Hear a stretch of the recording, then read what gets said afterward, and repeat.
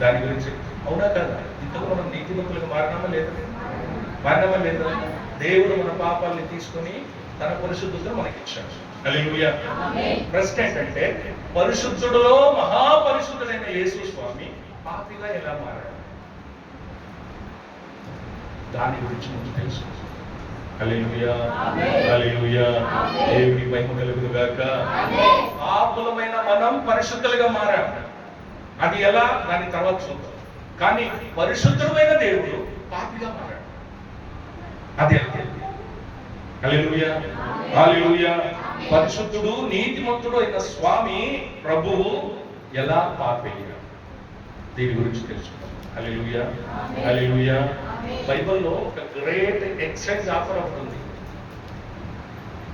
ఏంటి exchange offer? Exchange offer అంటే ఆడవాళ్ళు మీరే చెప్తారు, మీకే బాగా తెలుసు. ఎక్స్చేంజ్ ఆఫర్ అంటే పాతలు తీసుకుపోయి కొత్తది ఇవ్వండి, చెడిపోయింది తీసుకుపోయి మంచిగా ఉండేది. ఇదే కదా ఎక్స్చేంజ్ ఆఫర్. హల్లెలూయా, హల్లెలూయా. బాగుండేది అంటే బాగలేనిది ఇచ్చేసి బాగున్నది తీసుకోవడం, సరిలేనిది చెడిపోయింది ఇచ్చి మంచిగా ఉండేది తీసుకోవడం, దీన్నే ఎక్స్చేంజ్ ఆఫర్. బైబిల్లో కూడా ఒక ఎక్స్చేంజ్ ఆఫర్.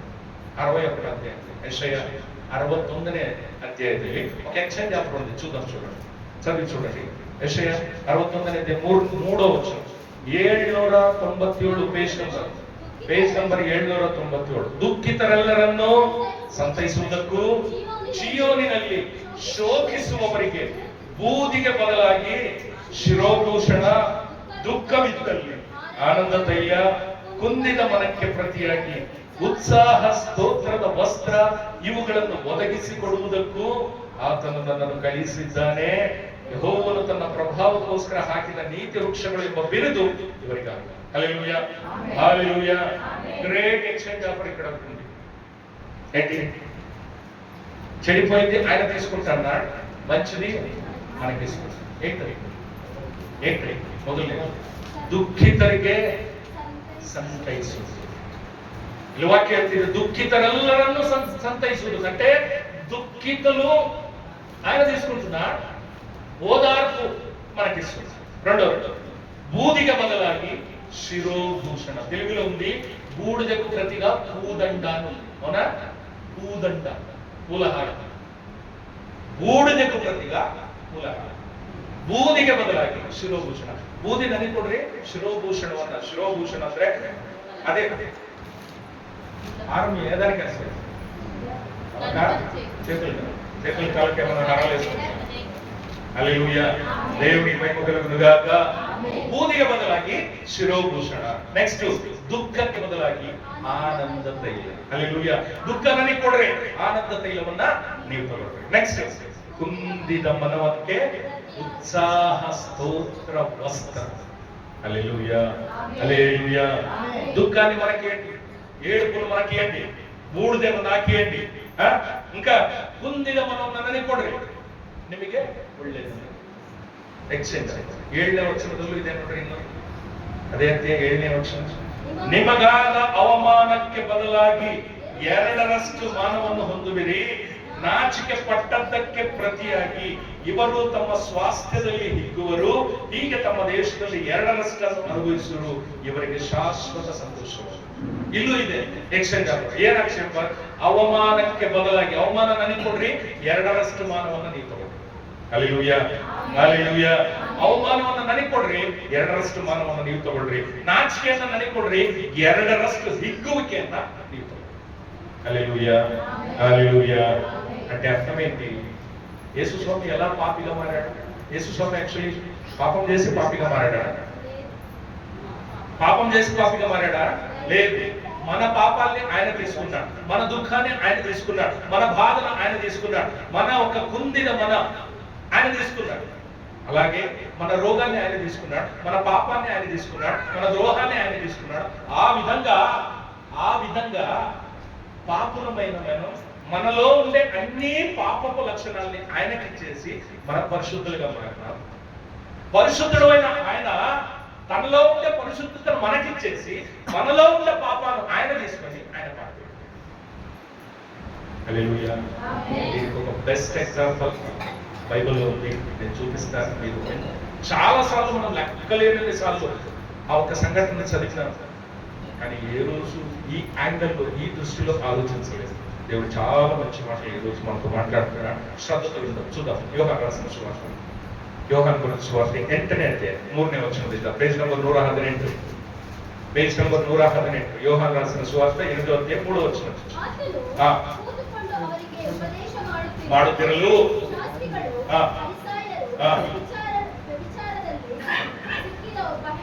ಹೆಂಗಸನ್ನು ತಂದು ನಿಲ್ಲಿಸಿ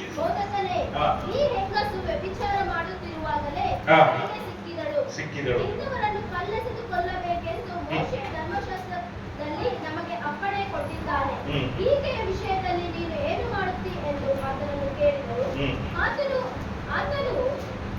ಆತನ ಮೇಲೆ ತಪ್ಪು ಹೊರಿಸುವುದಕ್ಕೆ ಏನಾದರೂ ಒಂದು ನಿಮಿತ್ತ ಬೇಕಾಗಿದ್ದರಿಂದ ಈತನು ಏನನ್ನುತ್ತಾನೋ ನೋಡೋಣ ಎಂದು ಹಾಗೆ ಹೇಳಿದರು. ಆದರೆ ಯೇಸು ಒಗ್ಗಿಕೊಂಡು ಬೆರಳಿನಿಂದ ನೆಲದ ಮೇಲೆ ಬರೆಯುತ್ತಾ ಇದ್ದನು.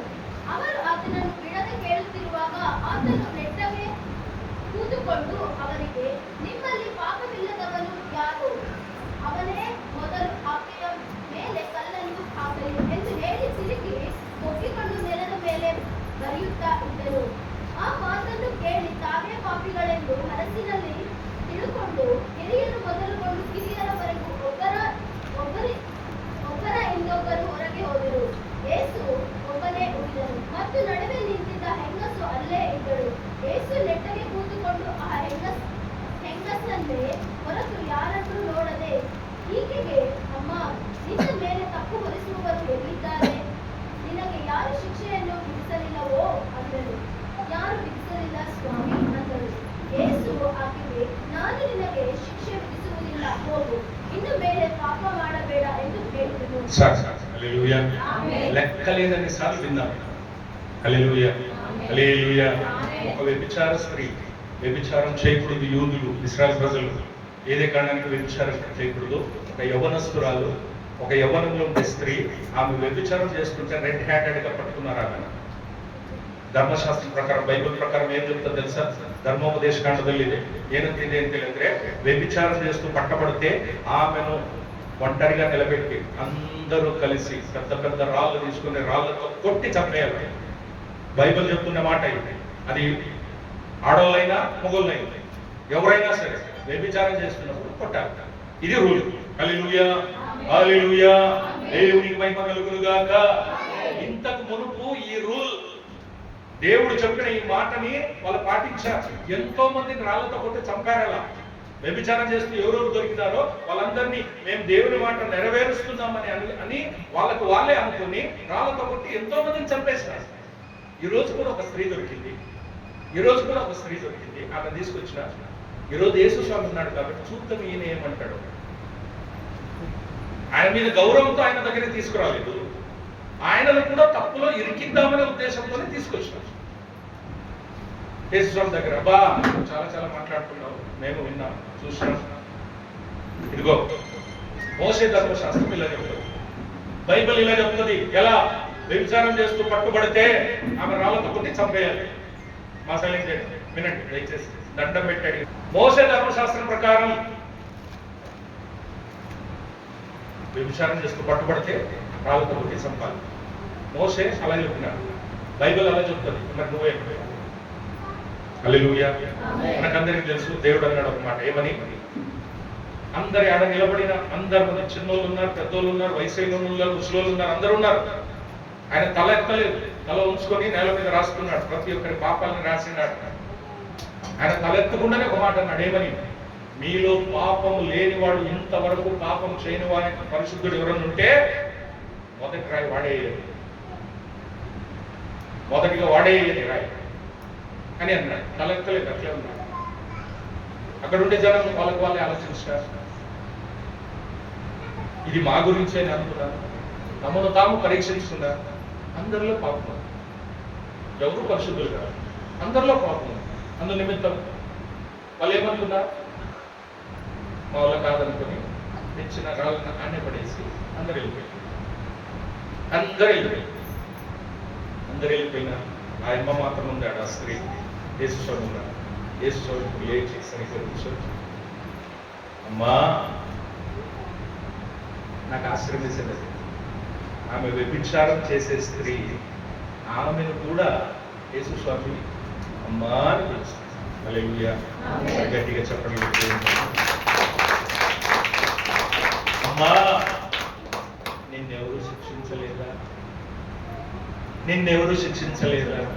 లేదు స్వామి, నన్ను ఎవరు శిక్షించలేదు. అలాగైతే నేను నిన్ను శిక్షించను, ఇంకెప్పుడు పాపం చేయు, సంతోషంగా పడుకో. ఇది మనకందరికీ తెలుసు. ఇక్కడ ట్విస్ట్ ఏంటంటే ఒక ఎక్స్చేంజ్ ఆఫర్ ఉంది. ఇక్కడ అప్పుడే చెప్పిన ఒక ఎక్స్చేంజ్ ఆఫర్ ఉంది. ఇక్కడ ట్విస్ట్ ఏంటంటే యేసుస్వామి అన్నదేంటి?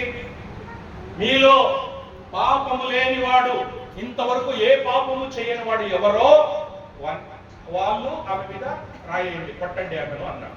అవునా? అక్కడ ఉండే వాళ్ళందరూ పాపులా పరిశుద్ధుల? అక్కడ ఉండే వాళ్ళందరూ పాపులా పరిశుద్ధుల? పాపులు. అందుని బట్టి ఎవరు కొట్టలేకపోయారు, కొట్టే అర్హత ఎవరికి లేదు. వాళ్ళందరూ వెళ్ళిపోయినారు. సరే, యేసుస్వామి ఆయన పాపే పరిశుద్ధుడు, ఆయన పాపే పరిశుద్ధుడు. కొట్టే అర్హత ఆయనకు ఉందా లేదా? ఇప్పుడు ఆయన కదా చెప్పింది, ఎవరు మీలో ఎవరికి పాపం లేదో వాళ్ళు కొట్టండి అంటే. అక్కడ ఉండే వాళ్ళందరికీ పాపం ఉంది కాబట్టి, పరిశుద్ధులు కాదు కాబట్టి వాళ్ళు కొట్టలేకపోయారు. కానీ యేసుస్వామి పరిశుద్ధుడు, అవునా కదా?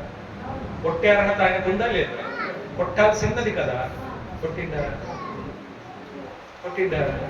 ఎందుకు కొట్టలేదు? ఎందుకు కొట్టలేదు? కొట్టాలి కదా. బైబిల్ ప్రకారం కొట్టాలి కదా. బైబిల్ ఆ రూల్ ఉంది కదా. ఆ రూల్ రాయించింది ఎవరు? యేసుస్వామిని. తండ్రి, కుమార, పరిశుద్ధాత్మ త్రియేక దేవుడు ఎవరు? యేసుస్వామిని. దీన్ని బైబిల్లో రాపించింది ఎవరు? యేసుస్వామిని. ఇప్పుడు యేసుస్వామి కొట్టకపోతే, యేసుస్వామి శిక్షించకపోతే వాక్యం అబద్ధమైపోతుంది. వాక్యం ఎప్పుడైనా అబద్ధమవుతుందా? అబద్ధం అవడానికి ఛాన్స్ ఉందా? లేదు. ఇప్పుడు వాక్యం నెరవేరాలంటే యేసుస్వామి కొట్టాలి. కానీ కొట్టిండా అంటే కొట్టలేదు. ఆమెను ఏమన్నాడు? వదులుకోకు. అట్లయితే ఆమెకు పడాల్సిన శిక్ష ఏమిటి? వాక్యం నెరవేరాలంటే శిక్ష పడాల్సిందే. ఆమెకు ధర్మశాస్త్రం తెలుసు. బైబిల్లో వ్యభిచారం చేయకూడదు, చేస్తే రాళ్లతో కొట్టి చంపుతారని ఉంది. అది ఆమెకు తెలుసు. తెలిసి కూడా పాపం చేసింది. ఆమె శిక్షకు అర్హురాలా కాదా? ఆమెకు శిక్ష పడాలా వద్దా? పడాలి. వాళ్ళు లాక్కొచ్చిండ్రు, దాంట్లో తప్పులేదు.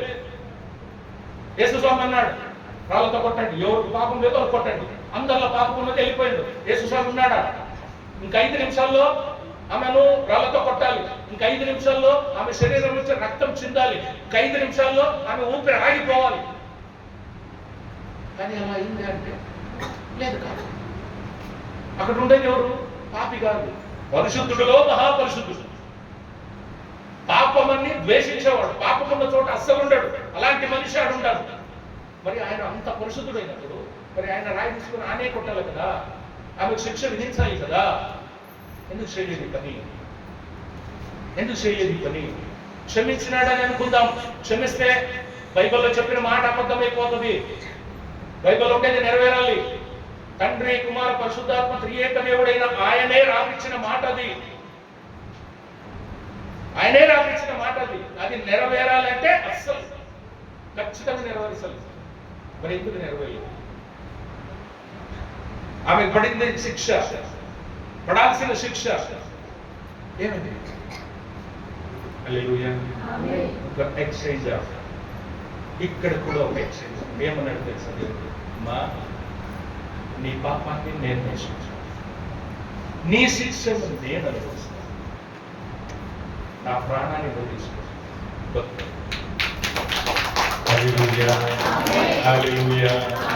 ఇది జస్ట్ ఒక చిన్న ఎగ్జాంపుల్. నేను ఈ విషయం ఎందుకు చెప్తున్నానంటే, ఇక్కడ ఉండే మనమందరం ఎన్నిసార్లు బైబిల్ వాక్యాన్ని మీరు నడవలేదు? నడిచామా లేదు? మనకు తెలుసు ఇది చేయకూడదని, మనకు తెలుసు అబద్ధం ఆడకూడదని, మనకు తెలుసు ఒక్క చేయకూడదని, మనకు తెలుసు సినిమా చూడకూడదని, మనకు తెలుసు దొంగతనం చేయకూడదని, మనకు తెలుసు దేవుని దినం దేవుడు ఇవ్వాలి అని, మనకు తెలుసు దశభాగం ఇవ్వాలని. ఎన్నిసార్లు తప్పించుకుంటాం, తెలిసి కూడా తప్పించుకుంటాం, తెలిసి కూడా తప్పు చేస్తాం, తెలిసి కూడా పాపం చేస్తాం. మరి మనకు శిక్ష పడాలా వద్దా? పడాలా వద్దా? పడాలా వద్దా? పడిందా? పడిందా? మరి ఎవరు తీసుకున్నారు ఆ పాపం? ఏమైంది ఆ పాపం? ఏమైంది ఆ పాపం?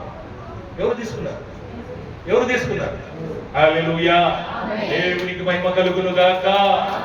మన పాపం మాత్రమే కాదు, ఇక్కడ ఉండే ఈ ఒక 15-20 మంది పాపం మాత్రమే కాదు, లోకములు ఉండే ఆ వాక్యం గుర్తు చేసుకుని ఇప్పుడు యోహాను రాసిన సువార్త 1:29 లోక ಪಾಪವನ್ನ ಹೊತ್ತು ಹೋಗುವ ಯಜ್ಞದ ಕುರಿಮರಿ. నీ పాపం నా పాపం మాత్రమే కాదు, ఇక్కడ ఉండే ఈ పాప జనాల పాపం కాదు, ఈ లోకస్తుల పాపం కాదు, లోకంలో ఉండే ప్రతి ఒక్కరి పాపాన్ని ఎవరు మోసుకున్నారు? ఎవరు మోసుకున్నారు? Exchange offer. ఎక్స్చేంజ్ ఆఫర్ ఏమన్నారు? ఈ లోకానికి వేసుకొని వచ్చింది ఎందుకు? ఉద్దేశం ఎందుకు? ఈ లోకాన్ని దేవుడు ప్రేమించిండట. ప్రేమించిండు కాబట్టే మన ప్రతి ఒక్కొక్కరి పాపాన్ని తాను తీసుకున్నాడు. పరిశుద్ధుడైన ఆయన మన పాపాన్ని తీసుకొని ఆయన పాపైనాడు. పాపములైన మనం మన అన్ని పాపములను ద్రోహములను ఆయనకి ఇచ్చేసి మనం పరిశుద్ధులుగా. హల్లెలూయా, దేవునికి మహిమ కలుగును గాక. ఓ యేసు మహారాజ్ కి. ఇప్పుడు ఆ వాక్యాన్ని గుర్తు చేసుకోండి. మీరు 5 నిమిషాల్లో చనిపోయే పరిస్థితిలో ఉండే స్త్రీ, ఆమె బతికిపోయింది. దేవుడు ఆమెకు ఆయుస్సు ఇచ్చినాడు, తన జీవాన్ని ఇచ్చాడు, తన ఆయుస్సును ఆమెకి ఇచ్చాడు. ఎలా ఎలా అంటే ఆమె ద్రోహాన్ని ఆయన తీసుకున్నాడు, ఆమె పాపాన్ని ఆయన తీసుకున్నాడు, ఆమె పొందవలసిన శిక్షను ఆయన తీసుకున్నాడు. కాబట్టి ఆమెకు జీవం వచ్చింది, ఈయనకు మరణం వచ్చింది. హల్లెలూయా, హల్లెలూయా, దేవునికి మహిమ కలుగును గాక. సహోదర సహోదరి, మనము కూడా మరణానికి పాత్రలమే, మనము కూడా శిక్షకు పాత్రలమే. మనం చేసిన ద్రోహాలు అలాంటి ఇలాంటి ద్రోహాలు కాదు, మనం చేసిన తప్పులు అలాంటి ఇలాంటి తప్పులు కాదు, సామాన్యమైన ద్రోహాలు మనం చేయలేదు. తెలిసి తెలిసి వాక్యాన్ని మీరు నడిచాం, దేవుని ఆజ్ఞను మీరు నడిచాం, ఎన్నోసార్లు లెక్కలేదు. నిజం చెప్పాలంటే మనము కూడా శిక్షకారులమే. నిజం చెప్పాలంటే మనము కూడా 100% శిక్షకు యోగ్యులమే. మనం మరి ఎందుకు మనకు శిక్ష పడలేదు? ఎందుకు మనకు శిక్ష పడలేదు అంటే దేవుడు ఆ శిక్షను ఆ ఊరిలో ఇంతకు మునుపు అలాంటి ఘటనలు ఎన్నో జరిగాయి. యేసు స్వామి లేనప్పుడు ఎంతో మందిని అలాంటి రాళ్లతో కొట్టి చంపారు. ఈరోజు యేసు ఉన్నాడు కాబట్టి ఆయన అడ్డుపడి ఆమె ప్రాణాన్ని కాపాడు. హల్లెలూయా, హల్లెలూయా. అలాగే యేసు స్వామి మన పాపాలు మనకు కలగవలసిన శిక్షకు ఆయన అడ్డుపడి, ఇది జస్ట్ నేను చెప్తున్నా, జస్ట్ ఒక చిన్న ఎగ్జాంపుల్. లెక్కలేని సార్లు ఈ వాక్యం చదివిన ఈ ఒక సంఘటన మనం చూసినాం. ఆమె వచ్చింది, యేసు స్వామి కొట్టమన్నాడు, ఎవరు కొట్టలేదు, ఈయన క్షమించి వదిలేసారు, ఇంతే తెలిసిన. కానీ దీని వెనక ఈ రహస్యం, ఈ మర్మం ఈ రోజైనా మనం ఆలోచించినాం. హల్లెలూయా, హల్లెలూయా, దేవునికి మహిమ కలుగును గాక. ఓ యేసు మహారాజ్ కి. దేవుడు ఆమెను అడ్డుపడి రక్షించాడు. ఆమె పాపాన్ని ఈయన మోసుకున్నాడు. 5 నిమిషాల్లో చాయబోయే మనిషి బతికిపోయింది. హల్లెలూయా, హల్లెలూయా. ಸ್ವಾಮಿ ನನ್ನ ನಿನ್ನ ಪಾಪಗಳಿಗೋಸ್ಕರ ಆತನು ಶಿಕ್ಷೆಯನ್ನ ಅನುಭವಿಸಿದನು. ನಮ್ಮ ಪಾಪಗಳನ್ನ ತನ್ನ ಮೇಲೆ ಆತನು ಹೊತ್ತುಕೊಂಡನು. ಹಲ್ಲೆಲೂಯಾ, ದೇವರಿಗೆ ಮಹಿಮೆ ಕಲುಗುನು ಗಾಕ. ಆಕೆಯ ಒಂದು ಮರಣ ಶಿಕ್ಷೆ ಆಟೋಮೆಟಿಕ್ ಆಗಿ ಅದು ತಪ್ಪಿ ಹೋಗಲಿಲ್ಲ. ಅನ್ಫಾರ್ಚುನೇಟ್ಲಿ ಅದು ತಪ್ಪಿ ಹೋಗಲಿಲ್ಲ. ಅದು ಯಾಕೆ, ಯಾವ ರೀತಿಯಲ್ಲಿ ತಪ್ಪಿ ಹೋಯ್ತು ಅಂತ ಹೇಳಿದ್ರೆ, ಯೇಸು ಸ್ವಾಮಿ ಆ ಮರಣ ಶಿಕ್ಷೆಯನ್ನು ತಾನು ತಗೊಂಡಾದ್ರಿಂದ ಆ ಒಂದು ಶಿಕ್ಷೆ ಆಕೆಗೆ ತಪ್ಪಿ ಹೋಯ್ತು. ಹಲ್ಲೆಲೂಯಾ.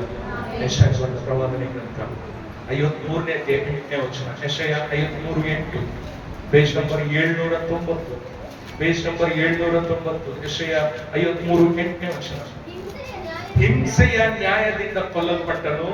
ಆಹಾ, ಇವನು ಜೀವಲೋಕದಿಂದ ಕೀಳಲ್ಪಟ್ಟಿದ್ದಾನೆ, ನಮ್ಮ ಜನಗಳ ದ್ರೋಹಗಳ ದೆಸೆಯಿಂದ ಈ ಪೆಟ್ಟು ಅವನ ಮೇಲೆ ಬಿತ್ತಲ್ಲ. Hallelujah, hallelujah. ಜೀವಲೋಕದಿಂದ ಕೀಳಲ್ಪಟ್ಟಿದ್ದಾನೆ. ಜೀವಲೋಕ ಅಂದ್ರೆ ಯಾವುದು?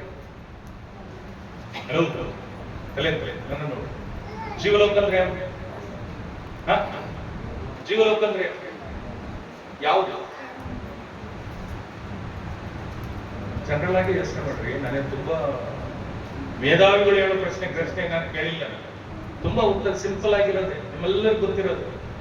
ತುಂಬಾ ಅಂದ್ರೆ ತುಂಬಾ ಈಸಿ, ನಮ್ಮೆಲ್ಲರಿಗೂ ಗೊತ್ತು ವಿಷಯ. ಜೀವಲೋಕ ಅಂದ್ರೆ ಭೂಲೋಕನೇ. ಪ್ರಪಂಚದ ಯಾವ ಗ್ರಹದಲ್ಲೂ, ಇಡೀ ವಿಶ್ವ, ಇಡೀ ಗ್ಯಾಲಕ್ಸಿ, ಯಾವ ಗ್ರಹಗಳ ಮೇಲೂ ನೀರಿಲ್ಲ, ಗಾಳಿ ಇಲ್ಲ, ಯಾವ ಹುಳನೂ ಇಲ್ಲ, ಯಾವ ಪಶು ಪಕ್ಷಿ ಮನುಷ್ಯರು ಇಲ್ಲವೇ ಇಲ್ಲ ಭೂಮಿ ಮೇಲೆ ಬಿಟ್ರೆ. ಅಂದ್ರೆ ಜೀವಲೋಕ ಯಾವುದು? ಭೂಮಿ.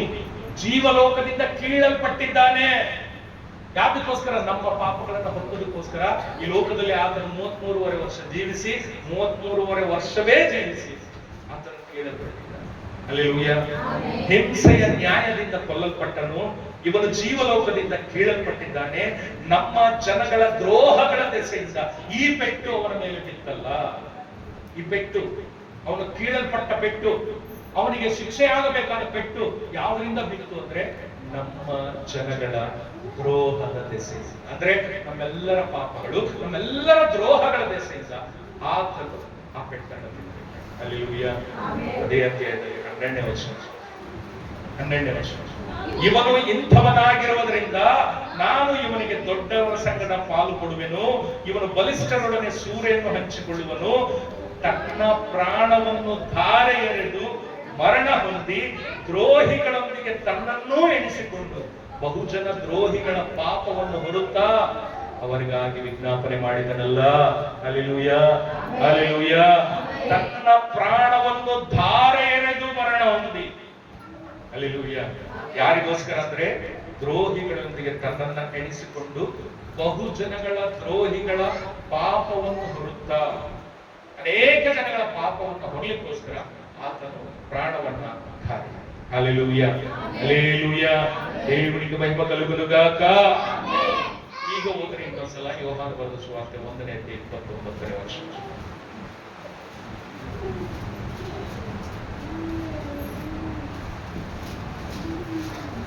ಮರುದಿನ ಯೋಹಾನನು ನನ್ನ ಕಡೆಗೆ ಬರುವ ಯೇಸುವನ್ನು ನೋಡಿ, ಅದು ಯಜ್ಞಕ್ಕೆ ದೇವರು ನೇಮಿಸಿದ ಕುರಿ, ಲೋಕದ ಪಾಪವನ್ನು ನಿವಾರಣೆ ಮಾಡುವುದು. ಈಗ ಅರ್ಥ ಆಯ್ತಾ? ಯೇಸು ಸ್ವಾಮಿ ಲೋಕದ ಪಾಪವನ್ನ ಯಾವ ರೀತಿ ನಿವಾರಣೆ ಮಾಡಿದ?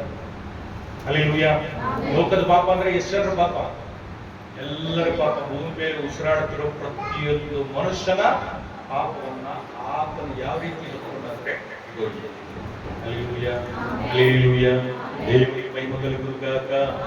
ಆ ಕ್ಷಣದಲ್ಲೇ ಸಾಯ್ಬೇಕಾದಂತ, ಆ ಕ್ಷಣದಲ್ಲೇ 5 ನಿಮಿಷದಲ್ಲಿ ಜೀವ ಹೋಗ್ಬೇಕಾದಂತ ಸ್ತ್ರೀ ಆಕೆ ಉಳ್ಕೊಂಡ್ಲು. ಯಾಕೆ ಅಂದ್ರೆ ಆಕೆ ಶಿಕ್ಷೆಯನ್ನು ಕಾಣುವ.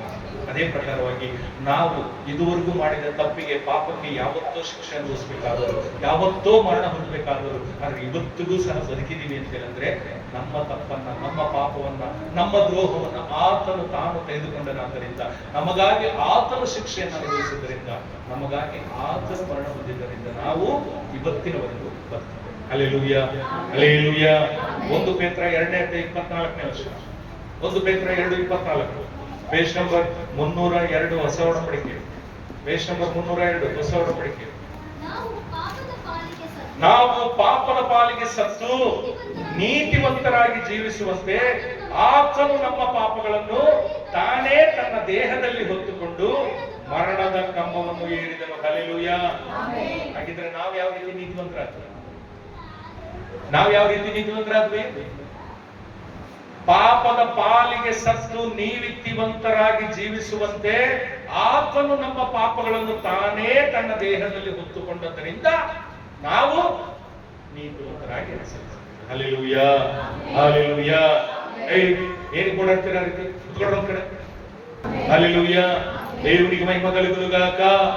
ಯೇಸು ಮಹಾರಾಜ್ ಕಿ.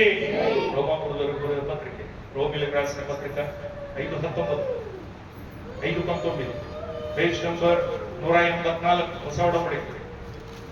ಒಬ್ಬನೇ ಅವಿಧೇಯತ್ವದಿಂದ ಹ್ಮ್. ಎಲ್ಲರೂ ಹೇಗೆ ಪಾಪಿಗಳಾದರೋ ಹ್ಮ್. ಹಾಗೆಯೇ ಒಬ್ಬನ ವಿಧೇಯತ್ವದಿಂದ ಎಲ್ಲರೂ ನೀತಿವಂತರಾಗಿರುವರು. ವಾಕ್ಯ ಕರೆಕ್ಟಾಗಿ ಅರ್ಥ ಮಾಡ್ಕೊಳ್ಳಿ. ಒಬ್ಬನ ಅವಿಧೇಯತ್ವದಿಂದ ಎಲ್ಲರೂ ಹೇಗೆ ಪಾಪಿಗಳಾದರೋ. ಬನ್ನಿಮ್ಮ, ಯಾರಮ್ಮ?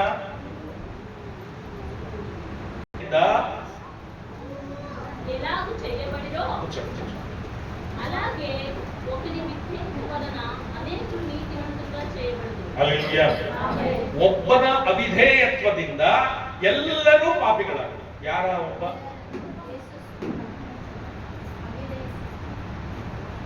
హలో, నేను అప్పుడే దండం పెట్టి చెప్తున్నాను, దయచేసి చెప్తున్నాను, మీ గమనాన్ని అటు ఇట్టుకొని. విధేయత్వದಿಂದ అనేకರು ಪಾಪಿಗಳಾದರು. ಆ ಒಬ್ಬ ಯಾರು? ಒಬ್ಬನ ವಿಧೇಯತ್ವದಿಂದ ಎಲ್ಲರೂ ನೀತಿವಂತರಾದರು. ಈತನು ಯೇಸು. ಒಬ್ಬನ ವಿಧೇಯತ್ವದಿಂದ ಎಲ್ಲರೂ ನೀತಿವಂತರಾದಿದ್ದು ಯೇಸು. ಆದ್ರೆ ಒಬ್ಬನ ಅವಿಧೇಯತ್ವದಿಂದ ಎಲ್ಲರೂ ಪಾಪಿಗಳಾದರು. ಆ ಒಬ್ಬ ಯಾರು? ಆ ಒಬ್ಬ ಯಾರು?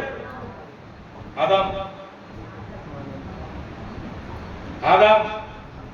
ಆದಾಮು ಒಬ್ಬ ತಿನ್ನಬಾರದ ಹಣ್ಣನ್ನ ತಿಂದಿದ್ದಕ್ಕೆ ಆ ಒಬ್ಬನ ಅವಿಧೇಯತ್ವದಿಂದ ನಾವೆಲ್ಲರೂ, ಹೌದಾ, ನಾವೆಲ್ಲರೂ ಪಾಪಿಗಳು. ಹೌದಾ?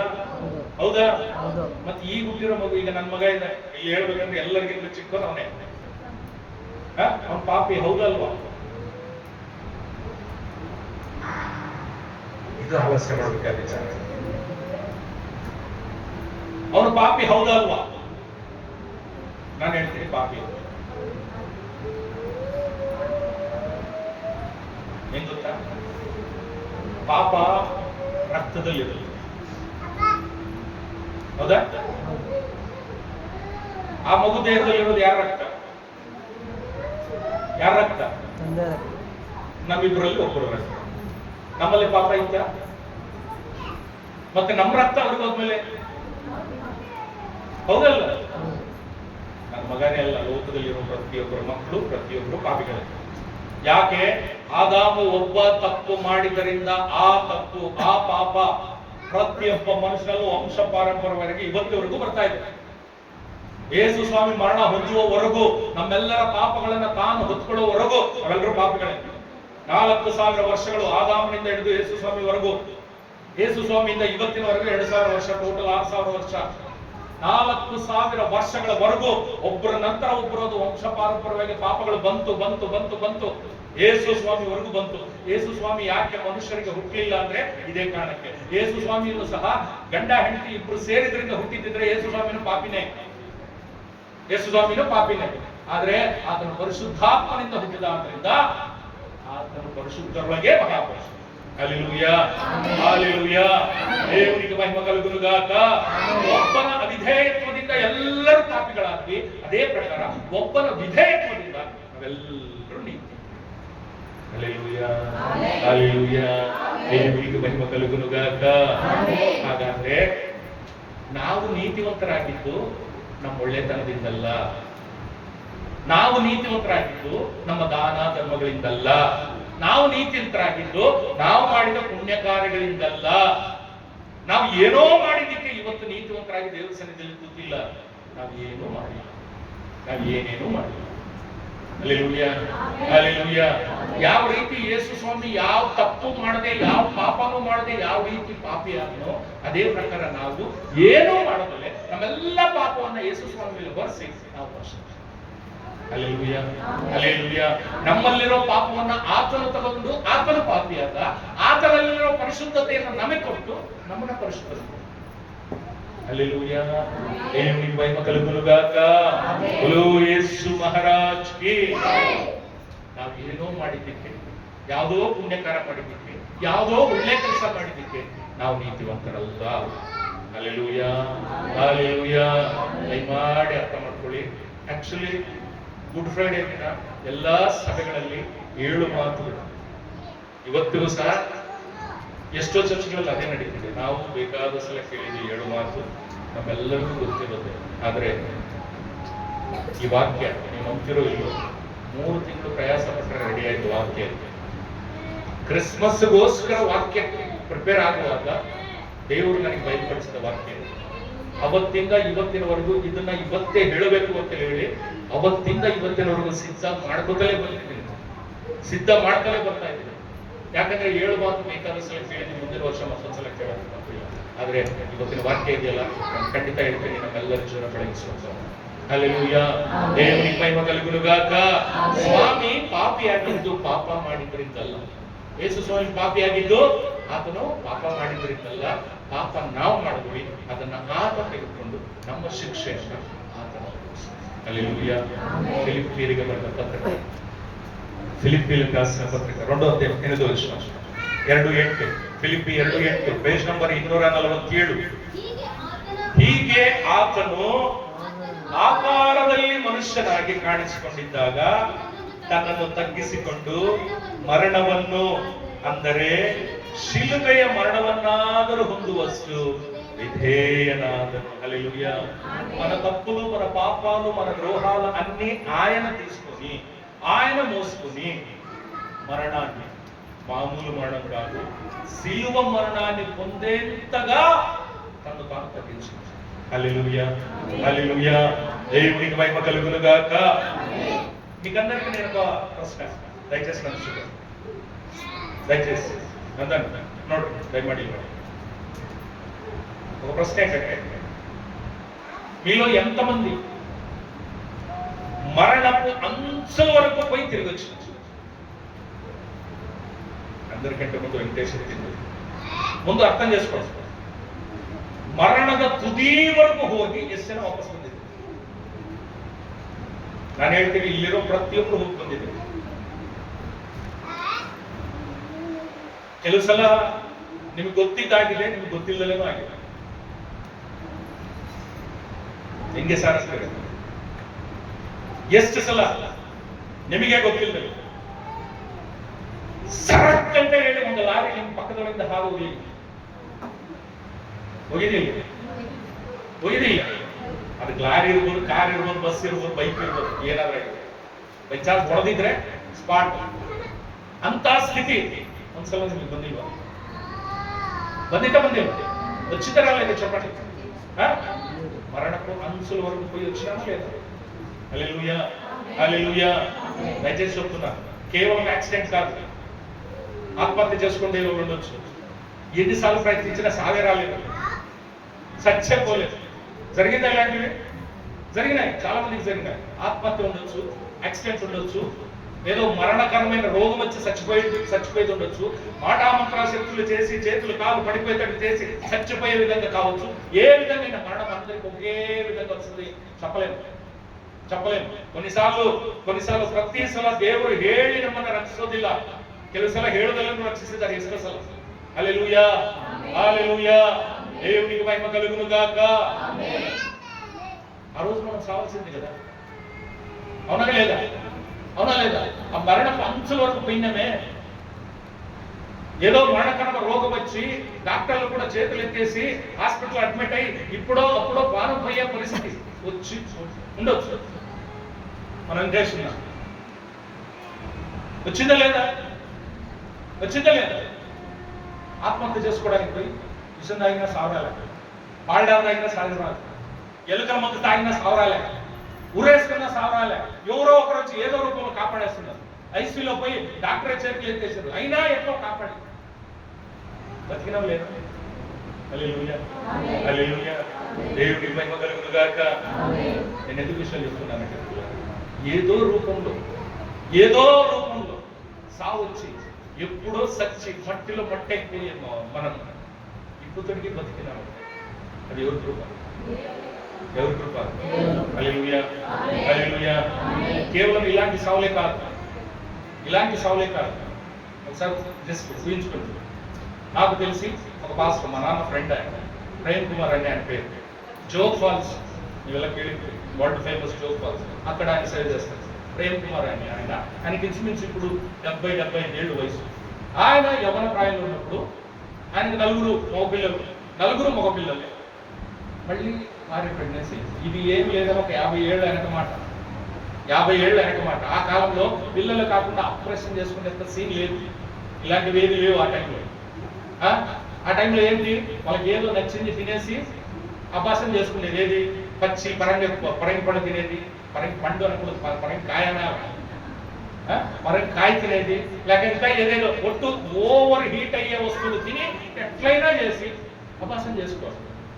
వాళ్ళకు ఆల్రెడీ 4 పిల్లలు ఉంటారు. నాకు మళ్ళీ ఎందుకు మాకు పిల్లలు వద్దు, నేను ఏమైనా చేసి తీసేసుకోవాలని ఇష్టం వచ్చింది ఎవరు ఏదేది చెప్తేమా అభాసం చేసుకోవాలి. ఏం తినంటే ఇది తినేది, అది తినేది, అది తినేది, అన్ని తిని తిని తిని ఏమి తిన్నా హల్లెలూయా. ఇప్పుడు నా ప్రశ్న ఏంటంటే, ఆ బిడ్డ ఇప్పుడు బతికింది, కడుపులోనే చచ్చిపోవాల్సిన బిడ్డ, మరి ఆ బిడ్డ సాగు ఎవరు మోసుకున్నారు? ఎవరు మోసుకున్నారు? నాదే చెప్తాను. మా నాన్న పాస్టర్, మీకు అందరికీ తెలుసు. కానీ దేవుడన్నా ప్రార్థనన్నా దూరం ఉన్నవన్నీ. మనిషి డబ్బే మనిషికి గౌరవం, సమాజంలో గౌరవం. డబ్బు లేకపోతే మనిషి బతకలేడు. దేవుడు అనుకుంటూ కూర్చొని ప్రార్థన చేస్తే దేవుడు డబ్బులు ఇయ్యాడు, దేవుడు గౌరవం ఇయ్యాడు, దేవుడు మన స్థితిని బాగుపరచలేడు. డబ్బే ఇదే అనుకొని ఉద్యోగం సంపాదన అనుకొని బతికిన వాడిని నేను. మా నాన్న ఎన్నోసార్లు హెచ్చరించిండు, దేవుడు వదిలేసి నువ్వు ఏది పొందుకున్నా ఉండదు, వెళ్ళిపోతుంది, నువ్వు అప్పుల పాలైపోతావు. మా నాన్నకి తిట్టేవాడిని నేను చాలాసార్లు, నా సాక్ష్యం ఇష్టం. హల్లెలూయా, హల్లెలూయా. ఉద్యోగం వదిలేసిన నేనే సొంతంగా ఫైనాన్స్ చేయడానికి స్టార్ట్ చేస్తాను. వడ్డీకి డబ్బులు ఇచ్చి బాగా మంచిగా డబ్బులు వచ్చేది, వడ్డీ డబ్బులు. సైడ్ తీసుకున్నా, కార్ తీసుకున్నా, అర్ధ కేజీ బంగారు తీసుకున్నా, లెక్కలేనక పెట్టుకున్నా. కానీ ఒకరోజు సమయం వచ్చింది, నా సొంత బంధువే, మా పెద్దనాన్న కొడుకే అతను వచ్చినాడు. నేను ఫైనాన్స్ చేస్తుంటే నా పేరు చెప్పి ఊర్లో అందరి దగ్గర డబ్బులు వసూలు చేసుకుంటాను.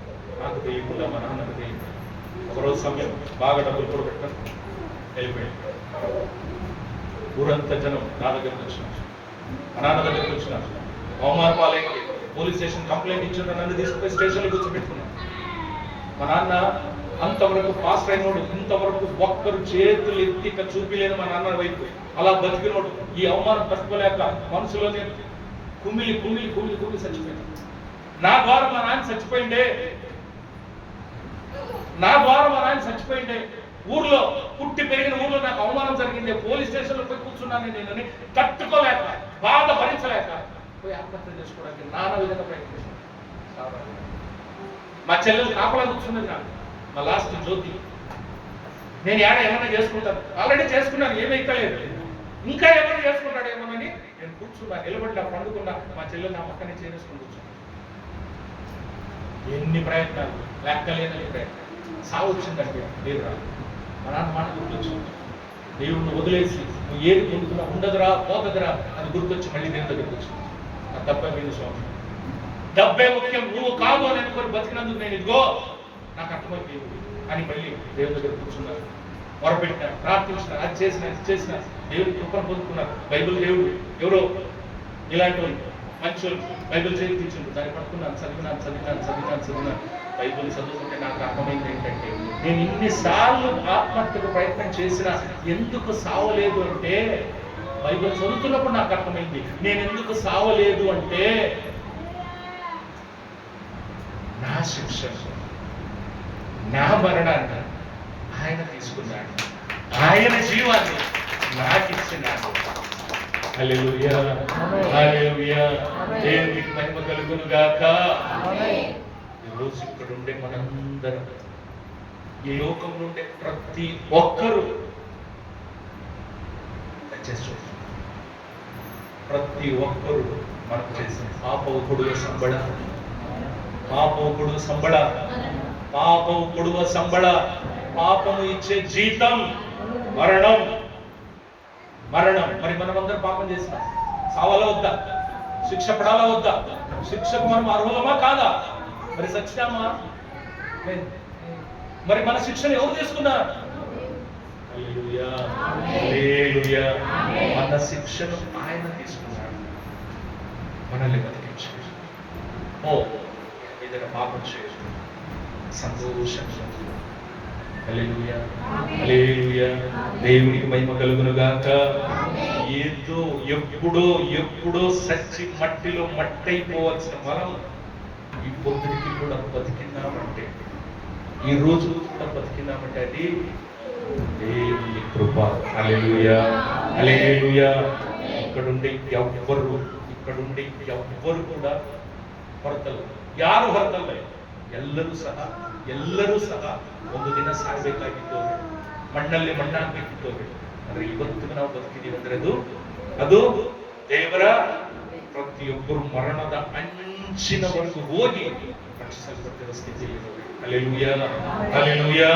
ಅದು ನಿಮಗೆ ಗೊತ್ತಿದ್ದಾಗಿರ್ಬೋದು, ಗೊತ್ತಿಲ್ಲದಲೇ ಆಗಿರ್ಬೋದು, ಆದ್ರೆ ಖಂಡಿತ ನಾವೆಲ್ಲ ಮರಣದ ತುದಿಯಿಂದ ರಕ್ಷಿಸಲ್ಪಟ್ಟಿದ್ದೇವೆ. ನಮ್ಮ ಆಯಸ್ಸು ವಿಸ್ತರಿಸಿದೆ. ಒಂದು ವಿಷಯ, ನಾವು ಜನ್ಮದಿಂದಲೂ ಕರ್ಮದಿಂದಲೂ ಪಾಪಗಳು, ಅಂದ್ರೆ ನಾವು ಹುಟ್ಟಿದಾಗ ಪಾಪಗಳು, ಹೌದಲ್ವಾ? ಉದಾಹರಣೆ ಕೊಟ್ಟೆ, ನನ್ನ ಮಗ ಹುಟ್ಟುವಾಗ್ಲೇ ಪಾಪಿ, ಹೌದಾ? ಇದು ಜನ್ಮದಿಂದಲೂ ಪಾಪಿ ಅಂತ ಹೇಳಿದ್ರೆ ಹುಟ್ಟುವಾಗ್ಲೇ ಪಾಪಿ. ಕರ್ಮದಿಂದಲೂ ಪಾಪಿ ಅಂದ್ರೆ మనం ఆల్రెడీ పాపలుగా పుట్టిన పుట్టిన తర్వాత కూడా మన చేతులతో, కాళ్ళతో, కళ్ళతో, నోటితో, చెవులతో, శరీరంతో చెయ్యరాని తప్పులు మళ్ళీ చేసి, పాపం చేసి, కర్మ అంటే ఇదే, మనం చేసే వాటితో, కంటితో, చూపుతో, నడకతో, క్రియతో చేసిన తప్పు. జన్మతః పాపులమే, కర్మతః పాపులమే. అయినప్పటికీ సహా మనకు ఆ పాపకు శిక్ష పడలేదు అంటే ఆ పాపం ఏమైంది, ఆ శిక్ష ఏమైంది అంటే ఆయన తాను తీసుకున్నాడు మనకు జీవాన్ని. హల్లెలూయా. దేవునికి మహిమ కలుగును గాక. రోమీయులకు రాసిన పత్రిక 6వ అధ్యాయం 23వ వచనం. రోమా 6:23. ಯಾಕೆಂದರೆ ಪಾಪವು ಕೊಡುವ ಸಂಬಳ ಮರಣ. ಹಲ್ಲೆಲೂಯಾ.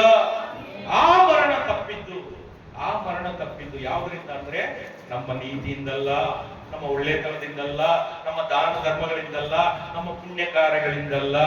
ಪಾಪಿಗಳು ಮರಣಕ್ಕೆ ಯೋಗ್ಯರು ಆದ ನಮ್ಮ ಮರಣವನ್ನ ಆತನು ತೆಗೆದುಕೊಂಡಿದ್ದರಿಂದ. ಹಲ್ಲೆಲೂಯಾ. ನಮ್ಮ ಪಾಪವನ್ನ ಆತನು ತೆಗೆದುಕೊಂಡು ನಮಗಾಗಿ ಆತನು ಮರಣಿಸಿದ್ದರಿಂದ ನಾವು ಇವತ್ತಿಗೂ ಸಹ ಬದುಕಿದ್ದೇವೆ. ಹಲ್ಲೆಲೂಯಾ. ಹಾಗಾದ್ರೆ ಈಗ ನಾವು ಜೀವಿಸ್ತಿರೋ ಈ ಆಯುಸ್ಸು ఇది ಯಾರು? అర్థమైందా? మనం ఎప్పుడో చచ్చిపోవాల్సిన వాళ్ళం, కానీ ఇప్పటికు బతికినామంటే ఈ ఆయుస్సు ఎవరిది? ఈ ఊపిరి ఎవరిది? ఈ బతుకు ఎవరిది? ఈ జీవితం ఎవరిది? ప్రలాపకుడు 3ನೇ ಅಧ್ಯಾಯ 22ನೇ ವಚನ, ಪೇಜ್ ನಂಬರ್ 871. ವಿಲಾಪ ವಾಕ್ಯములు తెలుగులో, ಕನ್ನಡದಲ್ಲಿ ಪ್ರಲಾಪಗಳು, ಪೇಜ್ ನಂಬರ್ 871, 3ನೇ ಅಧ್ಯಾಯ 22ನೇ ವಚನ.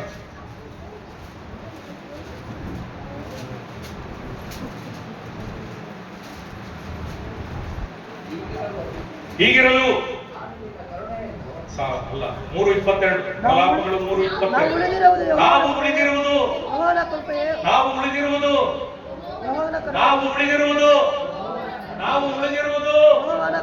ಇನ್ನೊಂದ್ಸಲ ನಾವು ಉಳಿದಿರುವುದು. ಹಾಗಿದ್ರೆ ಈ ಜೀವನ ಯಾರ್ದು? ಈ ಉಸಿರು ಯಾರ್ದು? ಈ ಆಯುಷ್ ಯಾರ್ದು? ಇವತ್ತು ನಾವು ಬದುಕ್ತಿರೋ ಈ ಬದುಕು ಯಾರ್ದು? ಯಾಕಂದ್ರೆ ನಾವು ಸಹ ಗೊತ್ತಿದ್ದು ಧರ್ಮಶಾಸ್ತ್ರ ಮೀರಿ ತಪ್ಪು ಮಾಡಿದವರು, ಬೈಬಲ್ ಅಲ್ಲಿ ಯಾವ್ದು ಬೇಡ ಅಂದಿದ್ರು ಅದನ್ನೇ ಮಾಡಿದವರೇ. ಅದಕ್ಕೆ ತಕ್ಕ ಶಿಕ್ಷೆ ಯಾವತ್ತೂ ಅನುಭವಿಸಿ, ಮರಣವನ್ನ ಅನುಭವಿಸಿ ಮಣ್ಣಲ್ಲಿ ಮಣ್ಣಾಗಬೇಕಾದವರೇ. ಆದ್ರೆ ಇವತ್ತಿಗೂ ನಾವು ಬದುಕಿದೀವಿ ಅಂದ್ರೆ, ಇವತ್ತಿಗೂ ನಾವು ಉಳಿದಿರುವುದು ಆತನ ಕರುಣೆಯಿಂದಲೇ. ಹಲ್ಲೆಲೂಯಾ. ಗಲಾತ್ಯದವರಿಗೆ ಬರೆದ ಪತ್ರಿಕೆ 2ನೇ ಅಧ್ಯಾಯ 20ನೇ ವಚನ. Galatia 2:20, page number 232. Page number 232, Galatia 2:20. ಕ್ರಿಸ್ತನೊಂದಿಗೆ ಶಿಲುಬೆಗೆ ಹಾಕಿಸಿಕೊಂಡವನಾಗಿದ್ದೇನೆ, ಇನ್ನು ಜೀವಿಸುವವನು ನಾನಲ್ಲ, ಕ್ರಿಸ್ತನು ನನ್ನಲ್ಲಿ ಜೀವಿಸುತ್ತಾನೆ. ಹಾಗಿದ್ರೆ ಜೀವಿಸ್ತಿರೋದು ಯಾರು? ನಮ್ಮಲ್ಲಿ ಜೀವಿಸ್ತಾ ಇರೋದು ಯಾರು? ನಾವು ಯಾವತ್ತೋ ಸತ್ತೋದು. ನಮ್ಮಲ್ಲಿ ಜೀವಿಸ್ತಿರೋದು ಯಾರು ಅಂದ್ರೆ ಕ್ರಿಸ್ತ. ಹಲ್ಲೆಲೂಯಾ. దేవునికి మహిమ కలుగును గాక. యేసు మహారాజ్ కి. ಈ ಜೀವನ, ಉಸಿರು, ಬದುಕು ಎಲ್ಲವೂ ಸಹ ಆತನದೇ, ನಮ್ದೇನು ಅಲ್ಲ. ಯಾಕಂದ್ರೆ ನಾವು ಜನ್ಮತಃ ಪಾಪಿಗಳು, ಕರ್ಮತಃ ಪಾಪಿಗಳು. ಜನ್ಮದಿಂದಲೂ ಪಾಪಿಗಳು, ಕರ್ಮದಿಂದಲೂ ಪಾಪಿಗಳು. ಆದರೂ ಸಹ ನಾವು ಇವತ್ತಿಗೂ ಬದುಕಿದೀವಿ, ಇವತ್ತಿಗೂ ಸಹ ಉಸಿರಾಡ್ತಿದೀವಿ, ಈ ಲೋಕದಲ್ಲಿ ನಾವು ಇದ್ದೀವಿ ಅಂದರೆ ಅದು ಆತನ ಕರುಣೆಯಿಂದಲೇ, ನಮ್ಮ ಪಾಪಗಳನ್ನ ಆತನ ಹೊತ್ತುಕೊಂಡಾದ್ದರಿಂದಲೇ ನಾವು ಇವತ್ತಿಗೂ ಬದುಕಿದ್ದೀವಿ. ಹಲ್ಲೆಲೂಯಾ, ಹಲ್ಲೆಲೂಯಾ, ದೇವರಿಗೆ ಮಹಿಮೆ ಕಲುಗುನುಗಾಕ. ಫಿಲಿಪ್ಪಿಯರಿಗೆ ಬರೆದ ಪತ್ರಿಕೆ 2ನೇ ಅಧ್ಯಾಯ 8ನೇ ವಚನ ಮತ್ತೊಂದ್ಸಲ ಓದೋಣ. 247 ಪೇಜ್ ನಂಬರ್, ಫಿಲಿಪ್ಪಿ 2:8. ಆಲ್ರೆಡಿ ಬರ್ಕೊಂಡಿದ್ದೀರಿ. ಹೀಗೆ ಹಾ, ಆತನು ಆಕಾರದಲ್ಲಿ ಮನುಷ್ಯನಾಗಿ ಕಾಣಿಸಿಕೊಂಡಿದ್ದಾಗ ತನ್ನನ್ನು ತಗ್ಗಿಸಿಕೊಂಡು ಮರಣವನ್ನು ಅಂದರೆ ಶಿಲುಬೆಯ ಮರಣವನ್ನಾದರೂ ಹಾ, ಏಯ್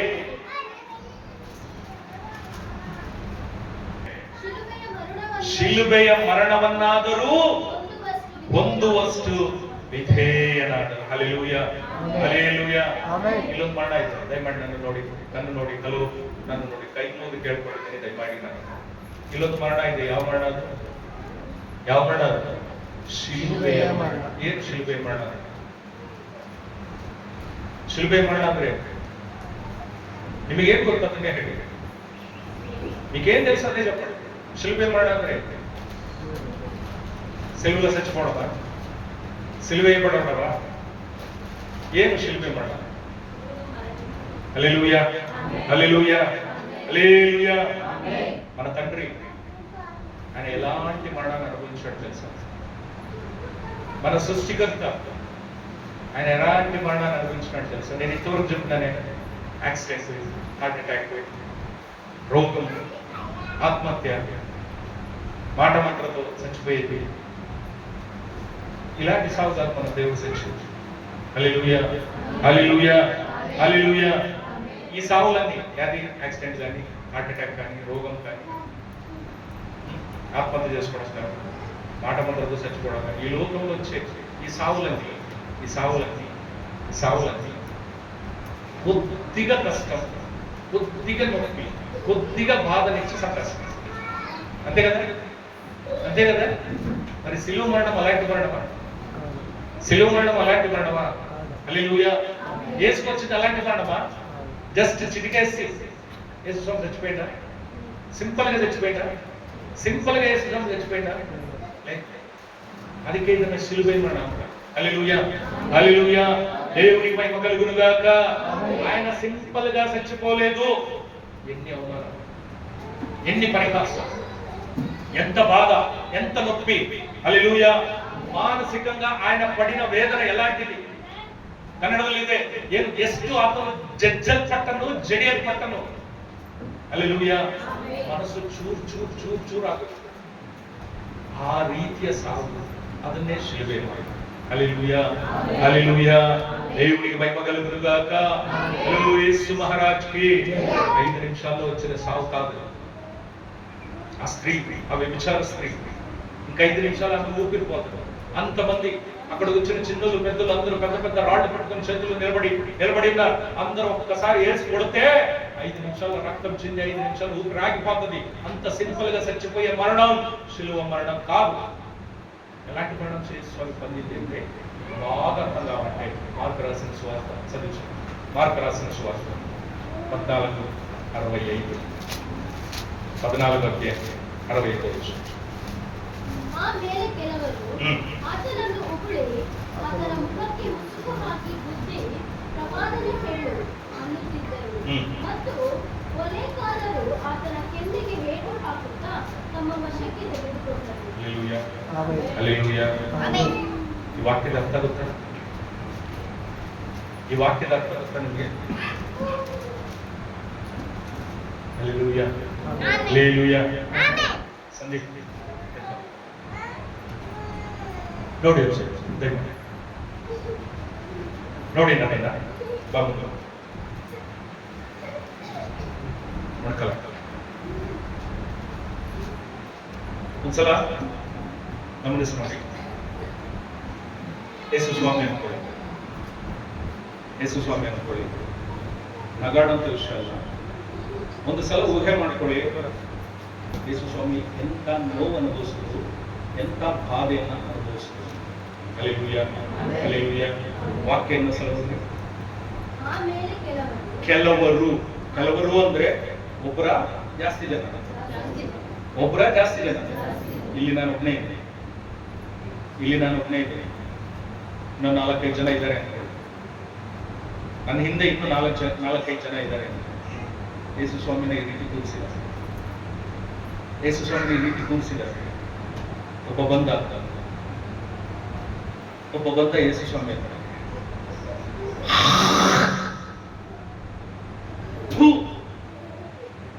ಹೌದಾ ಒಂದು ಸೈಡಿಗೆ ನನ್ನ ಹಿಂದೆ ಇರೋನು ಬಂದ,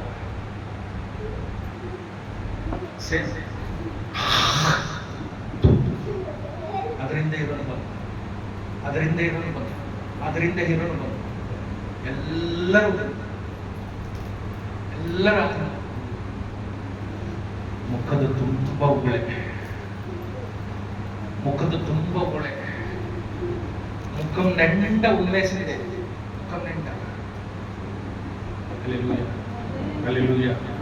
ఒకసారి ఆలోచించండి, మనం తప్పు చేసినాం, మనం పాపం చేసినాం, మన తప్పును ఆయన మోసుకోవాలి, ఆయన సిలువ మరణాన్ని మరణించాలి. బాగా అర్థం చేసుకోండి. తప్పు మనది, పాపం మనది, ద్రోహం మనది.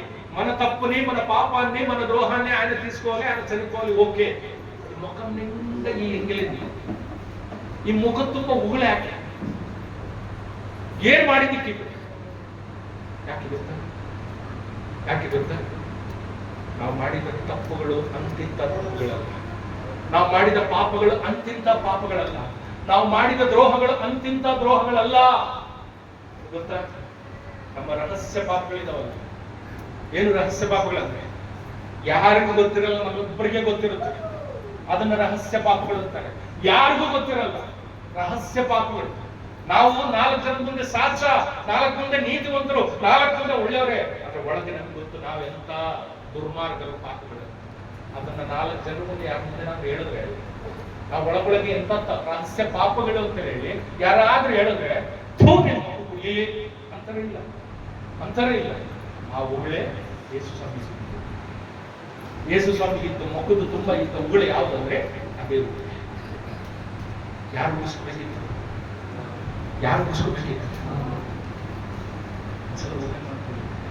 ಸಂದೀಪ್ ಜಾತ್ರೆ ಯೇಸು ಸ್ವಾಮಿ ಊಟ ಮಾಡ್ತಾರೆ. ಯೇಸು ಸ್ವಾಮಿ ಏನು ತಪ್ಪು ಮಾಡಿದ್ರೆ ಉಳಿಸ್ಕೊಳ್ಳಿಕ್ಕೆ, ಏನು ಪಾಪ ಮಾಡಿದ್ರೆ ಯೇಸು ಸ್ವಾಮಿ ಮುಖದ ತುಂಬ ಉಗುಳು ಬಿದ್ದೈತೆ ಅಂತ ಹೇಳಿದ್ರೆ ನಾನು ಕಲ್ಪಿಸಿ ಹೇಳ್ತಿಲ್ಲ, ವಾಕ್ಯದಲ್ಲಿ ಐತೆ ಇಲ್ಲ.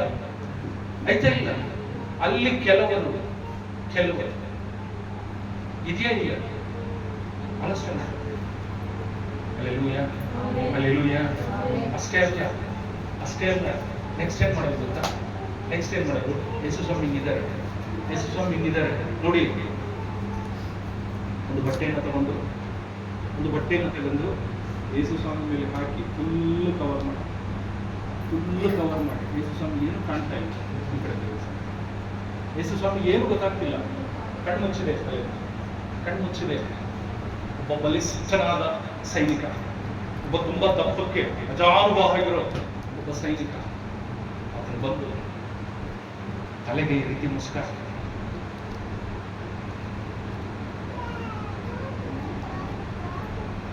ಪಕ್ಕದಲ್ಲಿ ಬಿಟ್ರೆ ಯೇಸು ಸ್ವಾಮಿ ತಲೆ ತಿರುಗೋಗ್ಬಿಡುತ್ತೆ ಈ ರೀತಿ ಹೊಡೆದ ನಂತರ ಆ ತಲೆನ ಮತ್ತೆ ಹಿಂಗೆ ತಿರುಗಿಸಿ, ನಾನು ಯಾರು ಹೇಳಿ ಹೊಡೆದಿದ್ದ ಅಂತ, ನಾನು ಹೊಡೆದವ್ರು ಯಾರು ಹೇಳಿ ನೋಡೋಣ, ಯಾರಿಗೆ ಕೇಳ್ತಾ ಇರೋದು? ఎవరు నడుతుండే సాగు నుంచి చూడండి. ఈ బాధ భరించాల్సిందేనా దేవుడు? ఈ నొప్పి అనుభవించాల్సిందేనా దేవుడు? ఎవరి కోసం ఇది?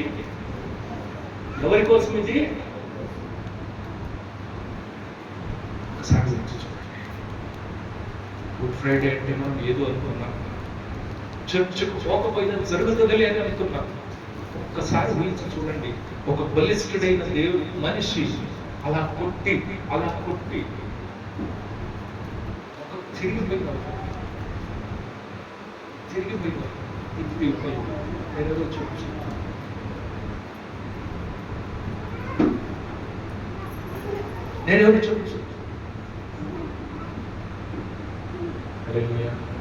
హల్లెలూయా. ఈ శిక్షకు, ఈ అవమానానికి, ఈ పరిహాసానికి ఆయన పాత్రడా? ఆ? ఆయనకు పడాల్సిందేనా ఈ నొప్పి? ఆయనకు రావాల్సిందేనా ఈ బాధ? హల్లెలూయా, హల్లెలూయా. చిల్లుమని కొట్టింది ఒకరు, తన మోము పైన ఊసింది మరి ఒకరు. చిల్లుమని కొట్టింది ఒకరు, తన మోము పైన ఊసింది మరి ఒకరు. గేలి చేసినారు, పరిహాసమాడినారు. గేలి చేసినారు, పరిహాసమాడినారు. నోరు తెరవలేదా ప్రేమ, బదులు పలకలేదా ప్రేమ. నోరు తెరవలేదా ప్రేమ, బదులు పలకలేదాయ ప్రేమ. ఇది ఎవరి కోసమో, ఇది నీ కోసమే, ఇది నా కోసమే, ఈ జనుల కోసమే, ఈ జగతి కోసమే. ఎవరు తెచ్చిండ దేవుడు? తిరిగి ఏదైనా ఒక్క మాట అన్నాడా దేవుడు? ఒక్క మాట అన్నాడా దేవుడు? నేను ఏం చేసినా ఎందుకు నాకు ఈ శిక్షని? ఒక్క మాట అన్నాడా దేవుడు?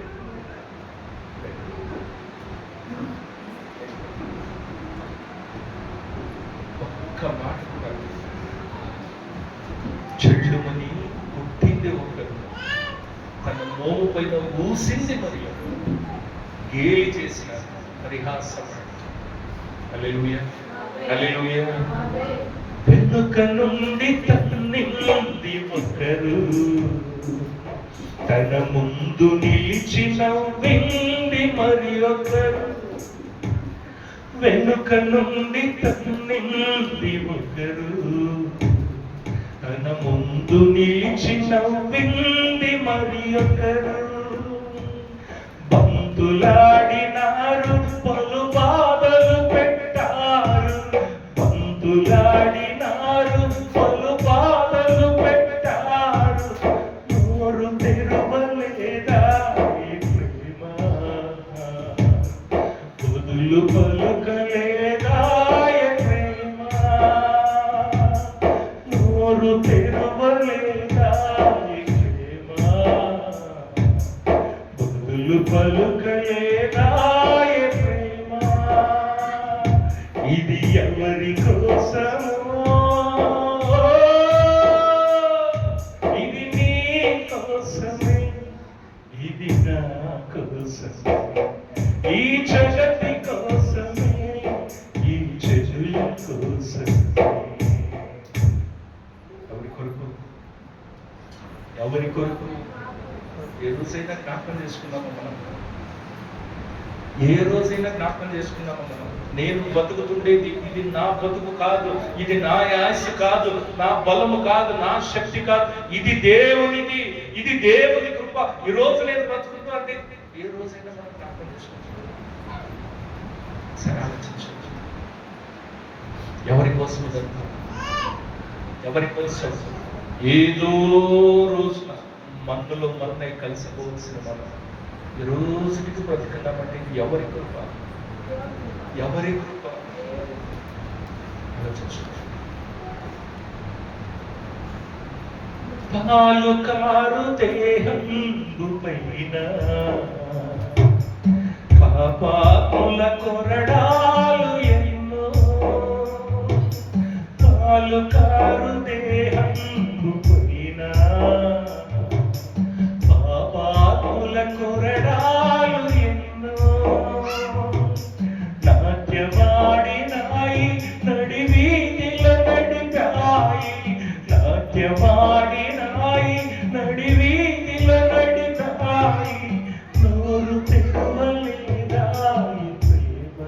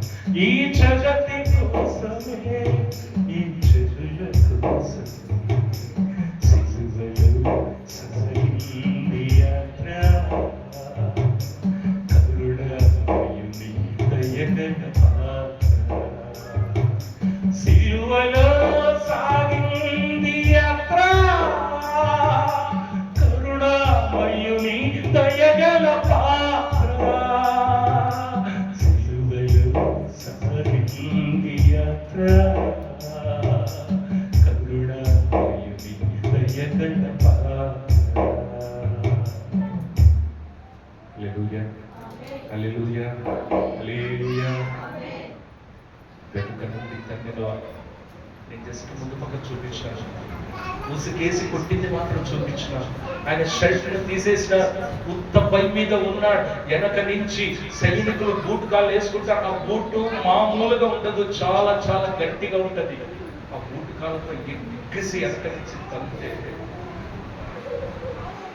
ఆ శిక్షకైనా పాత్రుడేనా? ఆ శిక్ష ఆయన పడాల్సిందేనా? మనం పొందాల్సిన శిక్ష, మనం పొందాల్సిన శిక్ష ఆయన పొందుతున్నాడు. హల్లెలూయా, హల్లెలూయా. దేవునికి మహిమ కలుగును గాక. దయచేసి చెబుతున్నాను, ఏ రోజైనా మన కన్న తండ్రిని, జన్మనిచ్చిన తండ్రిని పిడికిలు బిగించి రుద్దితే చెల్లుమని వెళ్ళిపోతే ఒక్క మాట, నోరు తెరిచి ఒక్క మాట లేదు, వదిలి పలకలేదు. అదంతా ఎవరి కోసం? మన కోసం, మన పాపాల కొరకు, జన్మత కర్మత పాపలమైన మమ్మల్ని రక్షించడానికి కొరకు, ఈ రోజు వరకు మమ్మల్ని ఊపిరితో ఉంచడానికి కొరకు, ఈ లోకంలో బతకడానికి కొరకు. హల్లెలూయా, హల్లెలూయా. దేవునికి మహిమ కలుగును గాక. సహోదర సహోదరి, అన్నదమ్ములు, అక్క చెల్లెలు, ప్రతి ఒక్కరికి నేను చెప్తున్నాను, మన దేవుని త్యాగాన్ని అలక్ష్యం చేయండి, మన దేవుని ప్రేమను అలక్ష్యం చేయండి. ఈ రోజు ఒక్కొక్క రోజు మనం బ్రతుకున్నాం, ఒక్కొక్క రాత్రి పడుకొని పొద్దున లేస్తున్నాం, ఒక కొత్త దినాన్ని మనం చూస్తున్నామంటే దేవా ఇది నీవిచ్చిన ఆశీస్సు. ఎంత కృతజ్ఞత కలిగి మనం అలా ఉన్నామా అంటే లేదు, లేదు. ఇష్టం వచ్చినట్టు బతుకుతున్నాం, ఇష్టం వచ్చినట్టు బతుకుతున్నాం. ఇది నాది, నా బలం, నా శక్తి, నా జ్ఞానం అనుకుంటూ విర్రవీగుతున్నాం. మనకు ఏది కాదు, మనకి ఏది కాదు. ఆయన కృప, ఆయన కృప. మీకు తెలుసా? ఎంతమందికి తెలుసో తెలియదు, నాకు తెలియదు. ఒక పోస్ట్ అయిన తర్వాత గ్రూప్లో పెడతాను. యేసు స్వామికి ఎన్ని దెబ్బలు కొట్టింది? కొరడాతో ఎన్ని దెబ్బలు కొట్టింది? 39 కొరడా దెబ్బలు. మీకు తెలుసా కొరడా ఎలా ఉంటుందో? చర్మపు పట్టీలు దానికి ఉండేది. చర్మపు పట్టీలు ఒక 4-5 ఉంటాయి. ఆ చర్మపు పట్టీలకు నేను ఇన్నాళ్ళు అనుకున్నా జస్ట్ దానికి బుక్స్ పొక్కలు మాత్రం ఉంటాయని నేను అనుకున్నాను. అంత మాత్రమే కాదు, అంత మాత్రమే కాదు. దాంట్లో ఏమేమి ఉంటాయి తెలుసా? దానికి ఇనుప గుండ్లు ఉంటాయంట. ఏముంటాయి? ఏముంటాయి? ఇనుప గుండ్లు. ఇనుప గుండ్లు. ఎందుకు ఇనుప గుండ్లు ఉంటాయి అంటే, ఎందుకు ఇనుప గుండ్లు ఉంటాయంటే బలంగా రౌండ్ బాల్స్ మాదిరి ఉంటాయి. ఇనుప గుండ్లు అయితే కబ్బడి గుండ్లు బాల్స్ ತರವೇ ಅವು ಬಲವಾಗಿ ಬಿದ್ದು ಬಲವಾದ ಗಾಯಗಳನ್ನು ಮಾಡಲಿಕ್ಕೆ ఇనుప గుండ్లు ఉంటాయంట. రెండోది గొర్రె ఎముకల పీసులు దానికి ఇరికించి పెట్టింటారంట. ఎందుకు తెలుసా? కొట్టినప్పుడు ఆ ఎముక అది కోసుకుంటాం, అది కొయ్యాలి, శరీరాన్ని కొయ్యాలి, ఇంకా బలంగా గాయం చేయాలి. అన్నిటికంటే ముఖ్యంగా రక్తం కారిపోవాలి. రక్తం కారాలంటే మన నరాలు తెగాలి, ನರಾಲು ತೆಗಿಬೋದು, ನರಗಳು ಕಟ್ಟಾಗಬೇಕು. ಯಾವಾಗ ನರಗಳು ಕಟ್ಟಾಗ್ತಾವೋ ಆಗಲೇ ರಕ್ತ ಧಾರೆ ಧಾರೆ ಆಯ್ತು. హల్లెలూయా, హల్లెలూయా, హల్లెలూయా. మూడోది లోహపు ముక్కలు, అంటే కవడం, చిన్న చిన్న ముక్కలు, దాంట్లో గ్లాసులు వేసి కొడితే చర్మము మాంసము పట్టి ఎందుకు సార్? సిలువ కేసే 39 కొరడా దెబ్బలు కొట్టి ఇలా ఇన్ని, ఇది తెలుగులో చెప్తారు. ఆయన శరీరం ఎలా ఉన్నదంట? దున్నినట్టు ఉన్నది. పొలాన్ని దున్నితే ఎలా ఉంటుందో అలా ఆయన వీపు మీద మార్కులు ఏదైతే 4 ఉంటాయి, ఏ సట్లే లైన్లు పడతాయి చూడండి, అలా లైన్ శరీరం గాయం లేదు చూడండి. ఎందుకలా? ఎందుకంటే సిలువ మోసేప్పుడు రాము యొక్క ఊరికి వెళ్ళి ఆడ నాటి వేసి సిలువను మోసేవాడు పడి లేచి బాధపడి కష్టపడి మోసుకొని పోవాలి. ఈజీగా పోకూడదంటే వాడు బలహీనుడు అవ్వాలి. బలహీనుడు ఎప్పుడైతాడంటే శరీరం నుండి రక్తం అంతా పోయినప్పుడు అవుతాడు. శరీరం అంతా రక్తంలో పోవాలంటే ఏదో నరాలు తెగ్గేస్తే పోతుంది, అది కాదు. కొట్టి శరీరం నుండి ఆఖరి రక్తపు పొట్టును నా కొరకై ధారపోసి కూడా శరీరంలో మొత్తం బయటకు వచ్చుకుంటాం. కింద మీద పడి మోయలేని భారం మోసు సిలువ మరణం అంటే ఎవరి కోసం ఇదంతా? ఎవరి కోసం ఇదంతా? మన కోసం. మనల్ని పరిశుద్ధులుగా మార్చడానికి, మనల్ని పరలోకానికి చేర్చడానికి. సరే ఆలోచించుకోండి, ఇంత త్యాగాన్ని ఈరోజైనా మనం గుర్తు చేసుకుంటున్నాం. రొట్టి ద్రాక్షరం ఒక్కరోజు మాత్రం యేసు రక్తము రక్తము రక్తం అనేసి పాడేసి తీసుకొని తాగి తిని వెళ్ళిపోతే అదే మనం మరణాన్ని గుర్తు చేసుకుంటాం. కానీ ఆయన మరణం వెనక ఇన్ని బాధలు ఉన్నాయి, ఇన్ని అవమానాలు ఉన్నాయి, ఇన్ని పరిహాసాలు ఉన్నాయి, ఇన్ని దెబ్బలు ఉన్నాయి, ఇన్ని నొప్పులు ఉన్నాయి. ఏ రోజైనా మనం ఆలోచించాం ఆయన త్యాగాన్ని? ఏ రోజైనా మనం గుర్తు చేసుకుంటాం? ఆలోచించాం. హల్లెలూయా, హల్లెలూయా, హల్లెలూయా. రోమిలకు రాసిన పత్రిక, రోమిలకు రాసిన పత్రిక 5వ అధ్యాయం 6, 7, 8 వచ్చిన రోమా 5ನೇ ಅಧ್ಯಾಯ 6, 7, 8ನೇ ವರ್ಷ. ನಾವು ಅಶಕ್ತರಾಗಿದ್ದಾಗಲೇ ಕ್ರಿಸ್ತನು ನೇಮಿತ ಕಾಲದಲ್ಲಿ ಭಕ್ತಿಹೀನರಿಗೋಸ್ಕರ ಪ್ರಾಣ ಕೊಟ್ಟನು. ನೀತಿವಂತರಿಗೋಸ್ಕರ ಯಾರಾದರೂ ಪ್ರಾಣ ಕೊಡುವುದು ಅಪರೂಪ.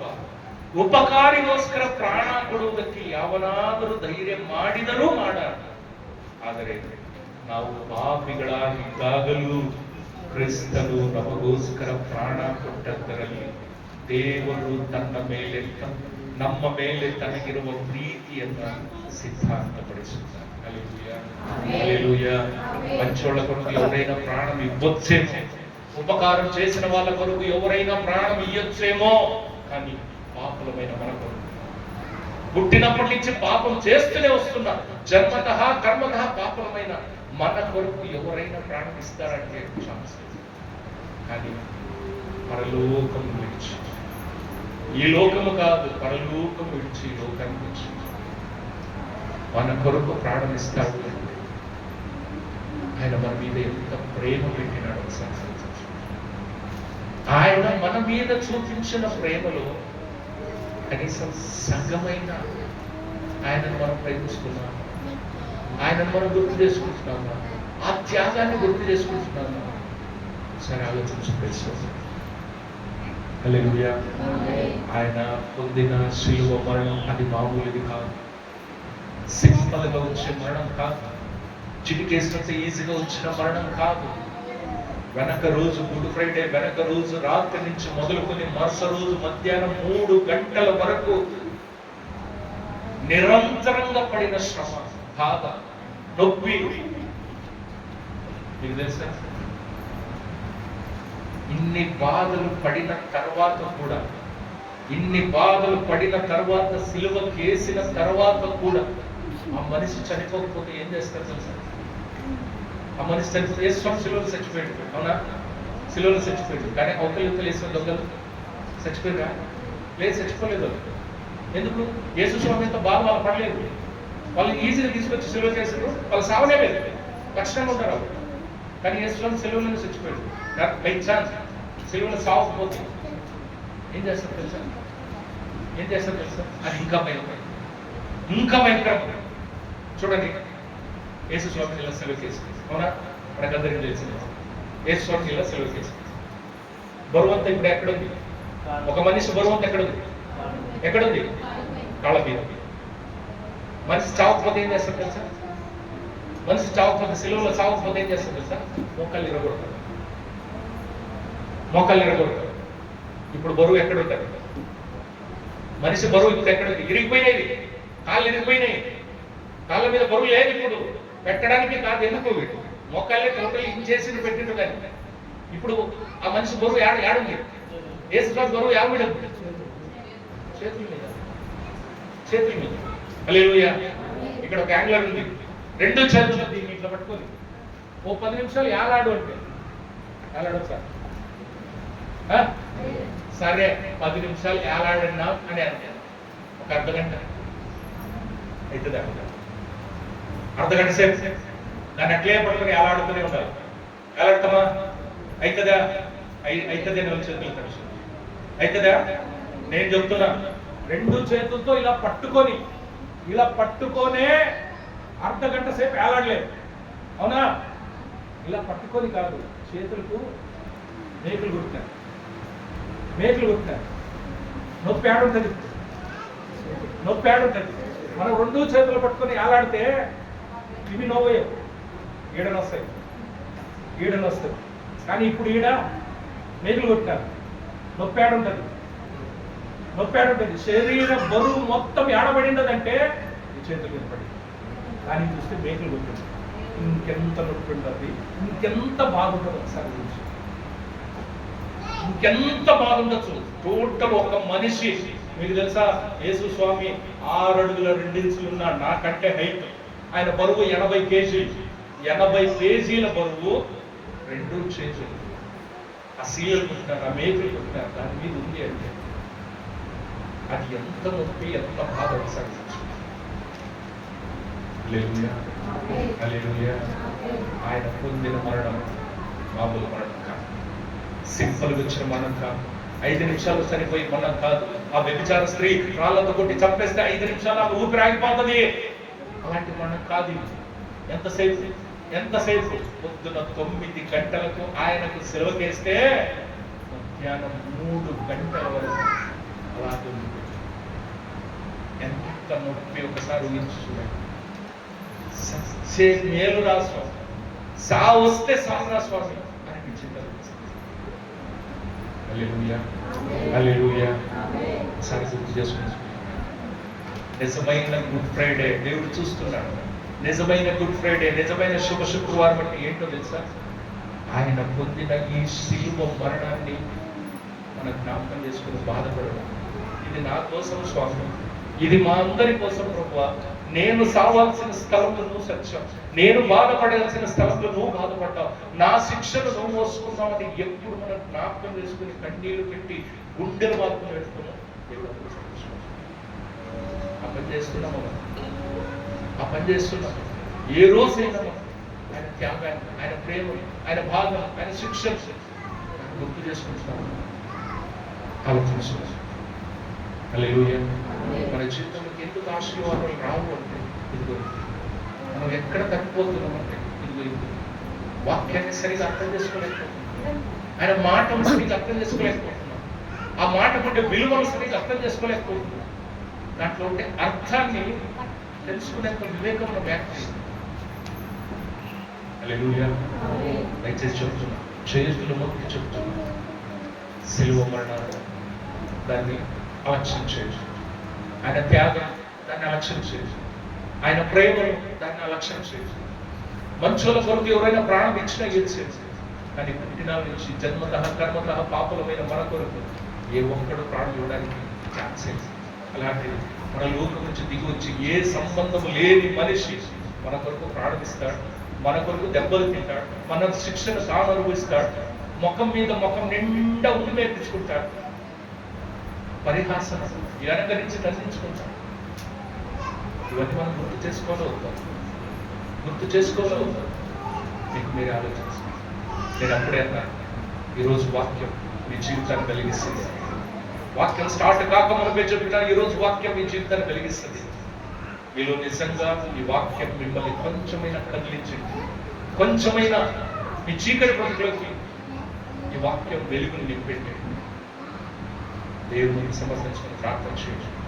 మన స్వామి ఈరోజు 2026 సంవత్సరాల వెనక నువ్వు పొందిన బాధలు అది నాకు, నా పాపాల కొరకు, నా ద్రోహాల కొరకు, నేను చావవలసిన స్థలంలో నువ్వు సెత్తావు, నేను పొందాల్సిన గాయాన్ని నువ్వు పొందావు, నేను పొందాల్సిన శిక్షను నువ్వు పొందినావని సరే గమనించి చూడండి. మన కళ్ళ ముందు మనకంటే చిన్నోళ్ళు, మనకంటే వయసులో చిన్నోళ్ళు చచ్చిపోతున్నారా లేదా?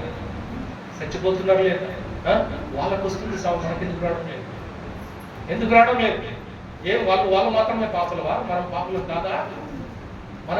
కాదా? అవును, మరి వాళ్ళకు వస్తుంది సాగు, మనకెందుకు రావడం లేదు అంటే మన పాపాన్ని తాను మోసుకున్నాడు, మన శిక్షను తాను మోసుకున్నాడు, మన మరణాన్ని తాను మోసుకున్నాడు. మమ్మల్ని బతుక్కోపోని తన ఆయుస్సు మనకిచ్చి మనల్ని బతికిస్తుంది. మరి ఎంత గుర్తు చేసుకోవాలి, ఎంత గుర్తు చేసుకోవాలి, ఆ పని మనం చేస్తున్నాం. ఆలోచించండి. నిజంగా ఈ మాటలు నిన్ను కొంచెమైనా షేక్ చేసి, కొంచెమైనా నేను కదిలించింది. ఆయన పట్ల నిన్ను నువ్వు తగ్గించుకుని దేవుని దగ్గర ప్రార్థన చేయొచ్చు. నిన్ను నువ్వు ఒప్పించుకుని ప్రార్థన చేయ. దేవా, ఇన్నాళ్ళు స్వామి నీ త్యాగాన్ని నేను మరవలేదు, గుర్తు చేసుకోలేదు.